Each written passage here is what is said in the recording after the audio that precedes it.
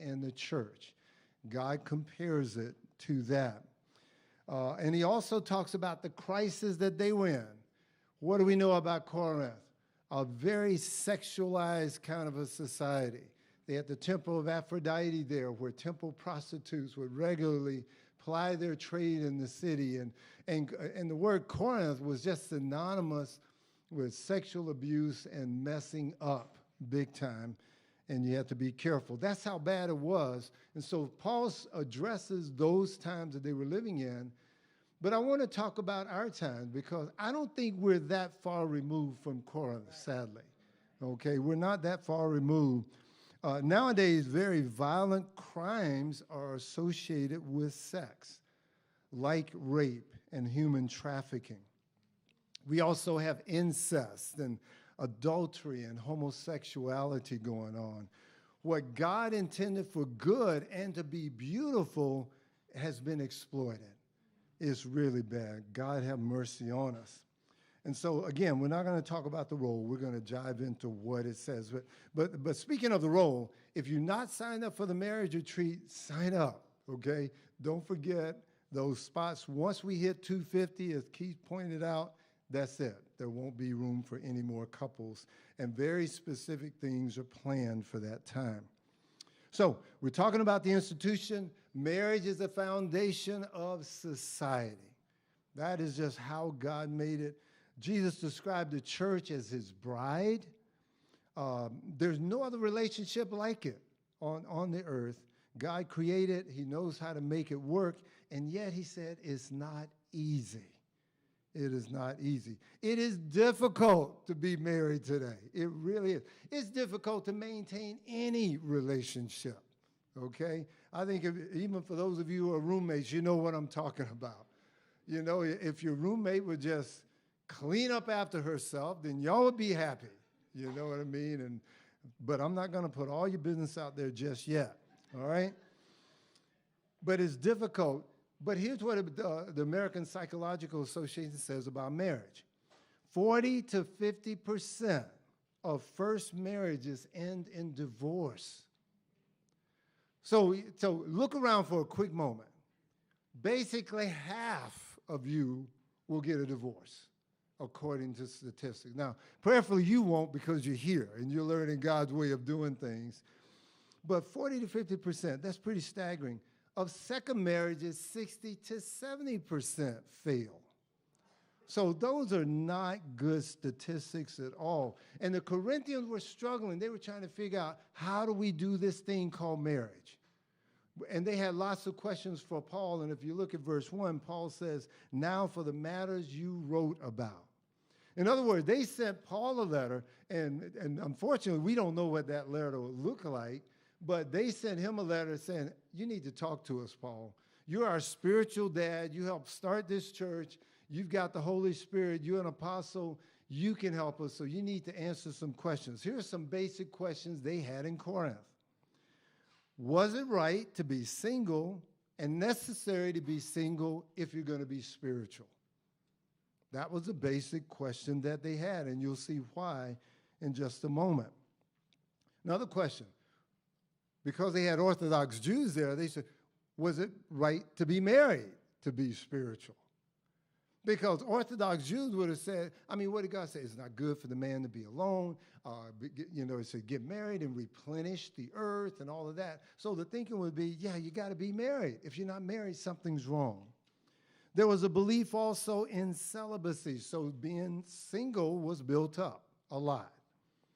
Some even believed that devoted Christians would not get married at all, that you would just avoid marriage altogether. And then you had others who believed that if you got married, then you had to abstain from sexual relationships. And you'll see why again in a few minutes. It's okay, how can you possibly think that would be God's will? But there are reasons why they would think that way. And then this one really blows my mind. Some even felt like, well, if you're married to a non-Christian, should you divorce that guy and go out and find you a nice Christian guy? All right? Those are the kind of questions they had. Now, I'm gonna show you, marriage is awesome, okay? Marriage is awesome, but we got to tell you what the Bible says about certain things here. But I tell you what, let me ask my help. That is a picture of a young man and his beautiful bride 40 years ago as we're walking down the aisle. And it's the kind of thing where you say, wow, look at them. They're so happy. And I mean, at this point, she didn't realize she was stuck. But that was then, and this is now. This was back in January when we celebrated our 40th anniversary. And you can see LaPaddock hasn't changed in 40 years. Oh my goodness, the woman looks as adorable as she did at the beginning. But I got to show you one more picture because I want you to get to know the original OG. It was Eddie, all right? I mean, people today don't know what a fro looks like. That's a fro right there, baby. That's the real deal, all right? And I look at that cake and I'm thinking, would I even eat that today? I don't eat anything like that anymore, I don't think. But I wanted to show you that because I wanted to just make you laugh a little bit, obviously. But at the same time, we're talking about a very serious subject. And I'm grateful to God that 40 years later, we can still show you a picture of us. So in chapter 7, the first few verses, basically Paul says this: marriage is normal and right for the vast majority of people. But getting married is not an absolute commandment for everyone, and we saw that beautifully last week. There are some people who have the charisma or the gift of being single, and that's okay. In other words, they can control their sexual desires. They're not burning with passion every day and going crazy. They can control that. And so for people like that, singleness is a gift, just as being married is a gift. And we should celebrate that. So marriage is normal, but if you're single and you have the gift of being single, that's okay too. So that being said, Paul launches into what he has to say in verses 8 through 16, and he's going to look at 4 different categories of people. And so let's go ahead and read those verses together, starting at verse 8. Okay, follow along with me. He said, "Now to the unmarried and the widows I say, it is good for them to stay unmarried as I do. But if they cannot control themselves, they should marry, for it is better to marry than to burn with passion. To the married I give this command, not I, but the Lord." And you'll notice sometimes he'll say, "I say this," and not the Lord. Here he says, "Not I, but the Lord." All he's really saying is there are certain things that Jesus has spoken about. And when I'm referring to something that Jesus talked about, I'll say it was the Lord and not me. When I'm speaking under the inspiration of the Spirit as an apostle, as one sent by Jesus himself, as one who's writing the New Testament as I write to you, you'll know that I am speaking and Jesus did not speak on this. So hopefully that's an easy way to kind of decipher those. This is the only place, by the way, in the New Testament where Paul does this. But he makes sure they understand when he's speaking. So picking up again at verse 10, "To the married I give this command, not I, but the Lord. A wife must not separate from her husband. But if she does, she must remain unmarried or else be reconciled to her husband. And a husband must not divorce his wife. To the rest I say this, I, not the Lord. If any brother has a wife who is not a believer and she is willing to live with him, he must not divorce her. And if a woman has a husband who is not a believer and he's willing to live with her, she must not divorce him. For the unbelieving husband has been sanctified through his wife, and the unbelieving wife has been sanctified through her believing husband. Otherwise, your children would be unclean, but as it is, they are holy." So Paul addresses 4 groups of people in these verses. He talks to single people. He talks to people who are married, and both are disciples. The third group are those who are married, and you have a believer with an unbeliever, but that unbeliever is willing to stay with you. And then the fourth group are those mixed marriages where you have a believer with an unbeliever, but the unbeliever wants to depart. They want to leave. And so let's start with the first group, going back to verses 8 and 9. That's just the four groups right there. Let's look at verses 8 and 9. It says, now to the unmarried. These are single guys, single women, divorcees, widows, widowers. And it says, and the widows, I say, it is good for them to stay unmarried, as I do. But if they cannot control themselves, they should marry, for it is better to marry than to burn with passion. So all Paul is saying is, if you're single, that's okay. If you're a widow or a widower, that's okay. It's not a problem if you are single. And so don't listen to these Orthodox Jews who try to make you feel bad that you're not married. Don't listen to that, because if you're single, that is okay. But we are guilty of this as well. I will throw myself in there. Sometimes when we see someone who's single, and a lot of you are, what do people say, especially if you've been around a while? They say, wow, you're not dating? You don't have a boyfriend? You don't have a girlfriend? And the next thing you know, you're feeling like, man, I didn't come to church for this. I came here to worship my Lord and enjoy fellowship. Get out of my face. You're thinking that. You don't say it, but you're thinking that. It's like, really? Will you leave me alone? And I've been guilty. And what's worse, and I'm throwing myself in, you guys know, I will always endeavor to be honest with you. But there are some times when I would go to a single brother and I talk, and after I leave the conversation, and I say this to my shame, I would say, now I see why you're single. I'm just being honest. I asked you you don't know who you are, whether you're married now or not. You don't know who I ever thought. But I'm just saying we do that. And we treat people the way these singles were treated. And Paul is saying it's a gift to be able to be single. It's okay if someone has that gift of being single. Leave them alone. Don't bring up that age-old question like, are you married yet? Are we there yet? I mean, leave it alone. Get rid of that kind of thought. Now, Paul says, I wish you could kind of be like me. And all that says is that, and there's some believe that Paul probably was married at some point. Okay? At this time, he's not. And he's chosen to remain that way. And you know, and if you have that gift, that's an awesome thing. But what it was, you remember in Philippians 3, Paul talks about his pedigree, and he says, as to being a Pharisee, I was top notch. I was top shelf. It was the norm for Pharisees to be married.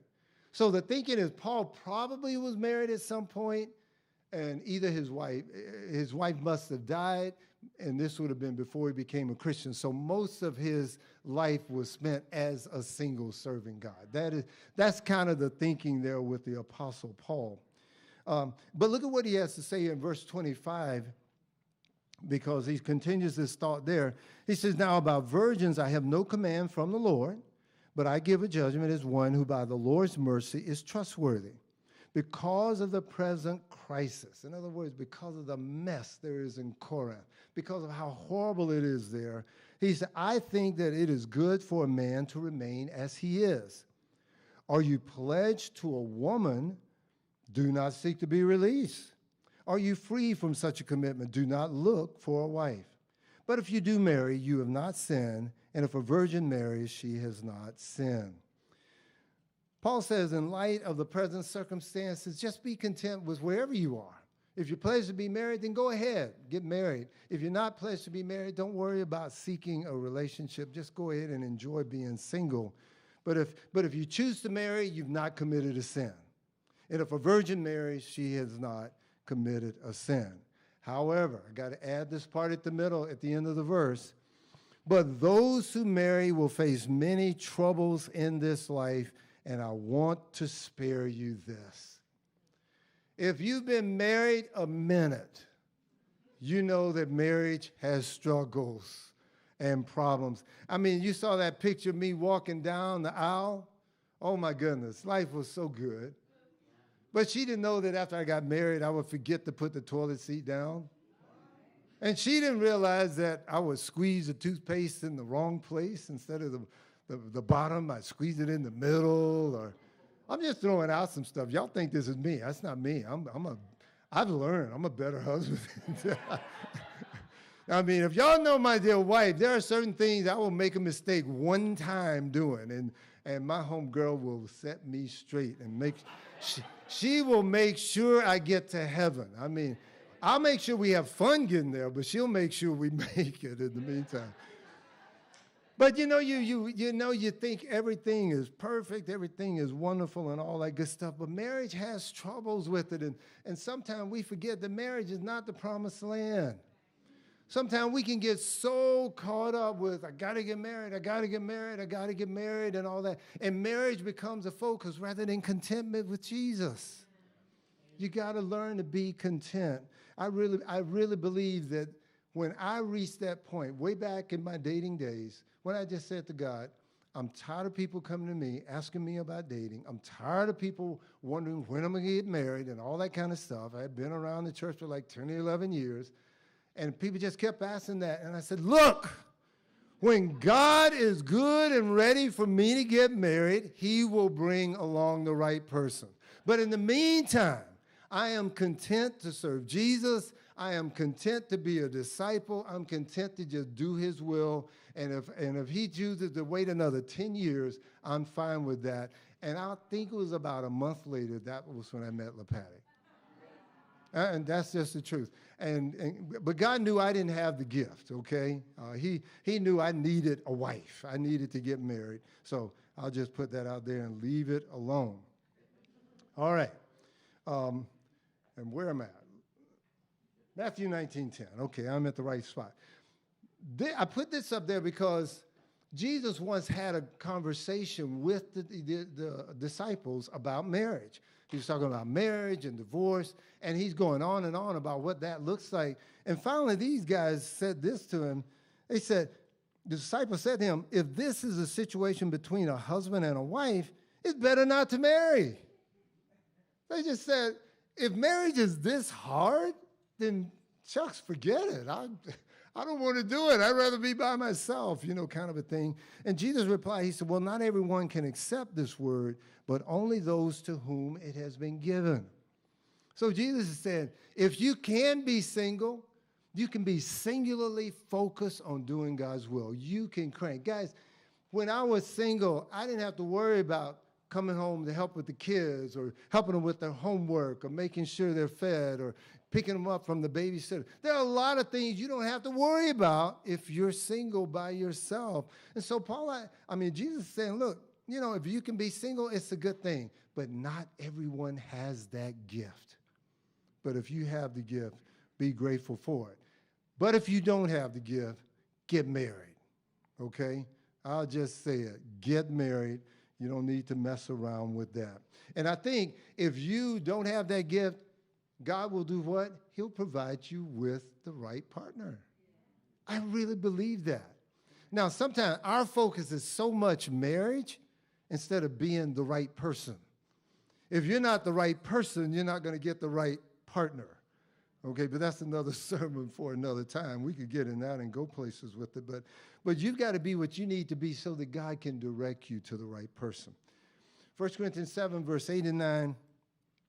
So Paul says, if they cannot control themselves, they should marry. Other versions say, get married. It's an imperative command. If you can't control your passions sexually, get married. Not meaning walk out the door and grab the first person you see and get married. You don't do that. You got to have some discernment. It says make plans by seeking advice, but with many advisors, you'll succeed. If you're interested, I would encourage you, have people in your life who can just say, yeah, sis, tall, dark, and handsome Jeremy is good for you. You know what I'm saying? So, you want to have people in your life, but he's saying get married, if you can't control your passions. Sometimes people will come to me and they'll say, well, Eddie, we just got engaged. And I say, wow, that is so cool. I'm so excited. When is the big day? 2 years from now. Out of the 2 years, you want to just burn. I mean, you committed to this person. You want to be with this person. You know that the fulfillment of all your sexual desires will be with this person. And you're going to contain all that for 2 years? Are you outside of your mind? People, I don't believe in long engagements. If you've made the decision to get married and you're committed to get married, get married. Don't mess with that. So anyways, I could keep going on and on. But if you're single, the answer, it is great. But if you choose to get married, you have not sinned. Let's go to the second group that he talks to here. He says, to the married, I give this command, not I, but the Lord. A wife must not separate from her husband. But if she does, she must remain unmarried or else be reconciled to her husband. And a husband must not divorce his wife. Paul is saying Jesus has spoken about this, and we're going to look at a couple of those passages in a moment. And maybe I'm reading this, and it may not apply to many of you, because we have a younger crowd than the first group. But he is saying, stay married. Don't get a divorce. Now, I understand some people may have gotten a divorce. And the thing I would say to you is God is in control. I don't believe divorce is the unpardonable sin. I think God can forgive anything. But I want you to hear the heart of what he's saying here in Corinthians. God hates divorce. Malachi 2:16.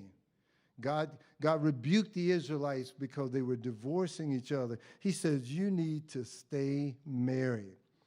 And you think, okay, well, why would Christians want to get a divorce? Well, sadly, it has happened, and it does happen. And maybe reading these verses, this may be one of the first times some of you have seen it, but I'm glad you're hearing it because you need to understand this is God's plan, God's institution of marriage. He says, stay together. Don't get a divorce. Let me just go to the next part here. So God doesn't sanction divorce. What does he say is a consequence if you have gotten a divorce? I'm talking about you got 2 disciples, they're married, they get a divorce. What does he say as a consequence? He says you need to stay single for the rest of your life or be reconciled to your husband. Now, I didn't make the rule. If you don't like it, get mad at God because it's in his word. But he says you've got to stay separate or you get reconciled to your husband. That is what God calls us to do. Now, let me give you a caveat. Let me give you a very important footnote. He is not talking here about someone who's committed adultery, and that led to the demise of the relationship. And let me show you a couple of verses. Matthew 5:32, because he said Jesus spoke about this. Look at what Jesus says. But I tell you that anyone who divorces his wife, except for sexual immorality, and makes her the victim of adultery. And anyone who marries a divorced woman commits adultery. Matthew 19, verse 9, same thing.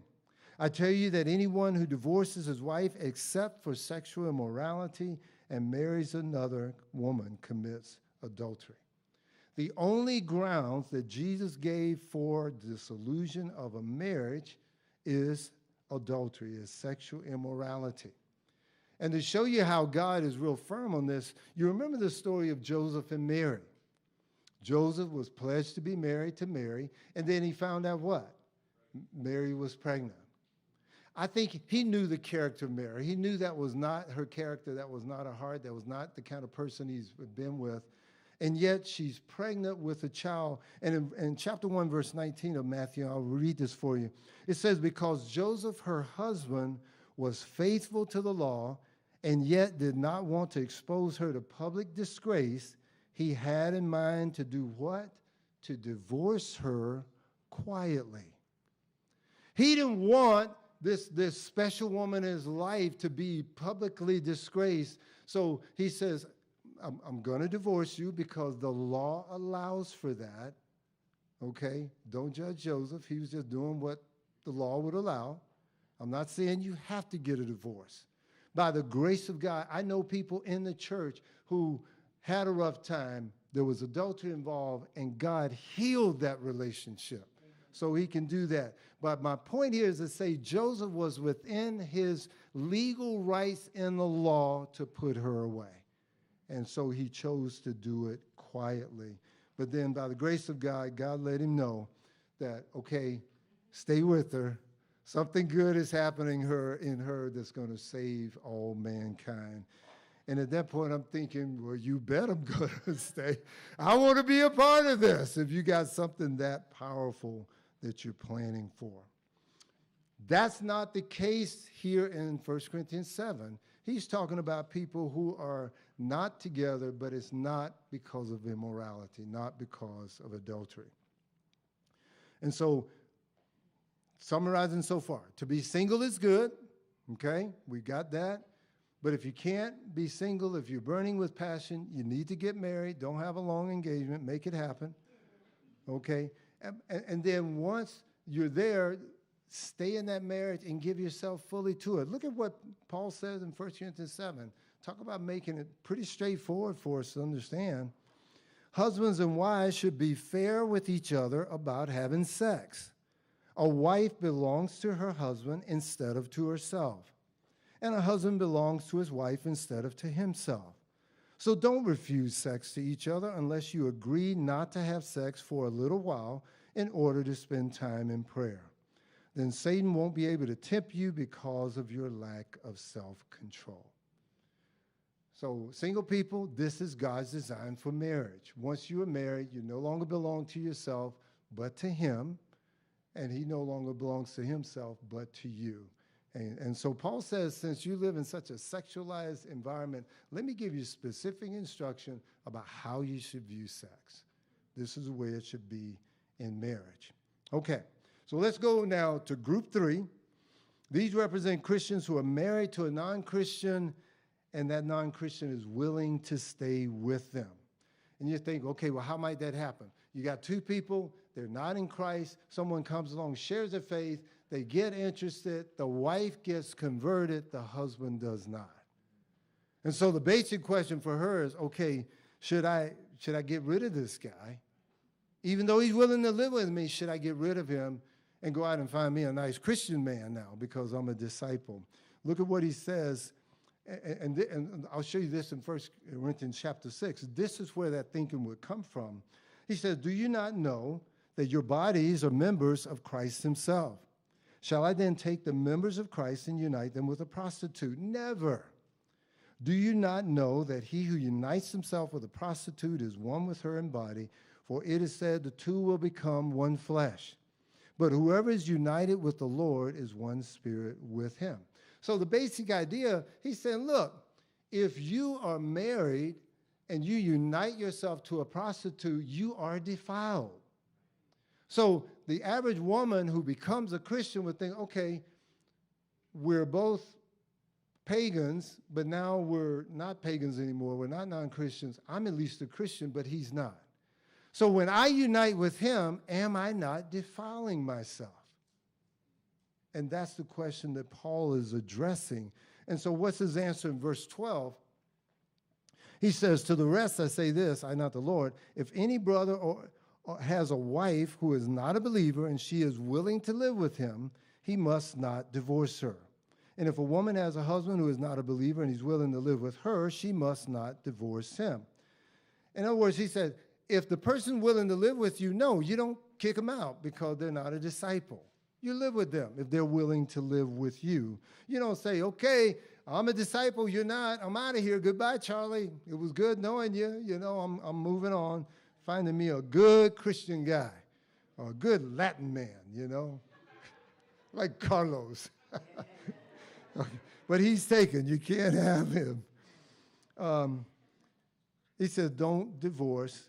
But then the woman could still have the question. Based on chapter 6, she could still have that question. Well, but wait a minute. If he's not a disciple, if my joining myself to a prostitute, if that makes a person unclean, then my joining myself to a guy who's not a disciple would make me unclean, would it not? And let's look at what Paul says. Let's get the answer he gives in verse 14. For the unbelieving husband has been what? Sanctified through his wife, and the unbelieving wife has been sanctified through her believing husband. Otherwise, your children would be unclean, but as it is, they're holy. Now he says, okay, your becoming a Christian leads to his sanctification, not meaning he becomes a Christian just because you're a Christian. Okay? That's not what he's saying, because later on he talks about the whole salvation issue, and we'll read that in a few minutes. He doesn't mean that, nor does a husband becoming a Christian automatically make his wife right with God. I think what he's really getting at here is that there are blessings that God brings into the life of a Christian, of a follower of his, that just his sanctifying blessing influence that spills over to that household. In other words, I think if someone is married to a disciple, they need to thank Jesus, because there are blessings that you get just because you're a disciple that spill over into his life. That's what he's talking about here. And he says, so everybody in the house has benefited, even the children, because some of them were so concerned. So doesn't that make my kids all messed up? He says, no. Your husband will be sanctified. You'll be sanctified. All is good. And, and sometimes I'll ask somebody, okay, do you come from a Christian home? And they may say, well, no, I'm the only disciple in my home. How many Christians does it take to make a Christian home? One. That's all it takes, because if one person becomes a Christian and they're walking with Christ and they're striving to do the will of God, then God's blessings, his sanctifying influence washes over him, washes over to everybody in that house. You got a Christian home if you got at least one Christian there and you're living for him. And that is a wonderful thing. It would be sort of similar. It's kind of like, and since Carlos is my buddy and he's up front, if Jeanette comes home right after church and said, Carlos, I just inherited $16 million. Carlos doesn't even have to be related to Jeanette's family, but some of that good stuff is going to wash over into Carlos's life, and he's going to be fired up. I mean, if she wants him to mop the floor, he's going to mop the floor. If she wants him to wash the windows, he'll wash the windows. In other words, there are blessings that come to your life just because God is blessing that disciple. That is what I believe about that sanctifying influence. And so we don't have to worry about the husband. You have to worry about the kids. God will take care of that. Okay, let's go to the fourth category here.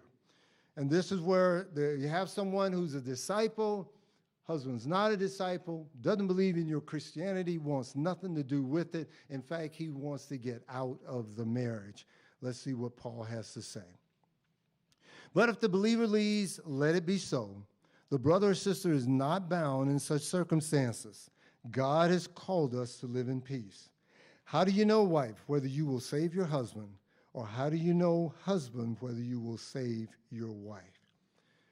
Basically, Paul says, if you're married to somebody who's not a disciple, if he's not a Christian, he's a pagan, doesn't believe in your religion, wants nothing to do with it, then, and he wants to get a divorce, let him get a divorce. Go ahead. Don't try to stop him. Just let him go. Let him go. You are free from that bond if he deserts you and gets out of the marriage. But let's keep in mind what it says again, and I want to make sure this distinction is clear. In verse 11, it talks about, verse 10, it says, to the married I give this command, not I but the Lord, a wife must not separate from a husband, but if she does, she must remain unmarried, or else be reconciled to her husband. If you've got two disciples married together, husband and wife, and they get a divorce, then that is not sanctioned if it's not because of adultery. They got to remain single or be reconciled. We got that one? Yes. Okay? Very important. You remain single or you get reconciled. This is important, especially for you who are single. Understand God's plan for marriage. I want it to be clear. However, here he is saying if the non-disciple leaves, then you are free from the bond of marriage. Because you can say, well, wait a minute. He didn't commit adultery. So how can I leave? Well, he deserted you and he wants out. What God is saying, if he chooses to leave, then you are free to remarry. You can get into another relationship. But that fairly clear, the difference there? I want to make sure you see that. And then you got some women who might feel like, well, wait a minute. If he leaves, then all of my opportunities to help him become a disciple are gone. I'm not in a position where I can have influence and help him out. Well, look at what Paul says about that in verse 16. He says, make sure it's the right one. Okay, yeah, verse 16. He says, how do you know, wife, whether you will save your husband? Or how do you know, husband, whether you will save your wife? Now, he says, you have no guarantee that you will be the one that God's going to use to influence him. Now, that is traditionally called a pessimistic view of this verse, that you have no reason to believe that God's going to use you. So it's pessimistic. You'll have no impact. But the optimistic and the more positive view says, well, you just told me that I'm having a sanctifying effect on him and the kids. So maybe by us staying together, maybe over time, I will have an impact on him. That is a very optimistic view. Whether you take one or the other really doesn't matter that much. But the point is that you don't know for sure, but while you're together, then let God continue to do what he does. So that being said, let's wrap it all up. Let's put a bow on this thing. 4 different categories. He talks to the singles. He says, what if you're single? Is that good? He said, well, it's good to be single. If God is giving you the gift of singleness, if you have the gift of celibacy, then go for it and let God use you powerfully. And the rest of us will stop with our crazy stuff of why aren't you married if that is your gift. That is okay. But if you can't contain yourself, if you're having struggle keeping your passions in check sexually, then it probably is an indicator that you need to get married. And so wait on God to do that. Now, what if you are married to a Christian? Well, the Bible says, man, you fulfill that marriage to the very limits, physically, emotionally, in every respect. You are totally present. What if you're married to an unbeliever and he wants to stay with you? Again, if he wants to stay, let him stay. Go ahead and be the best husband, the best wife you can, and fulfill your responsibility. Then let the sanctifying influence of the Spirit make a difference in your life. What if you're married to an unbeliever and he wants to leave? Let him go. Let him go. You have no way of knowing that you're going to impact that person. That may not be God's will. You may not be the instrument God is going to use. However, while you're together, let that sanctifying influence affect your home.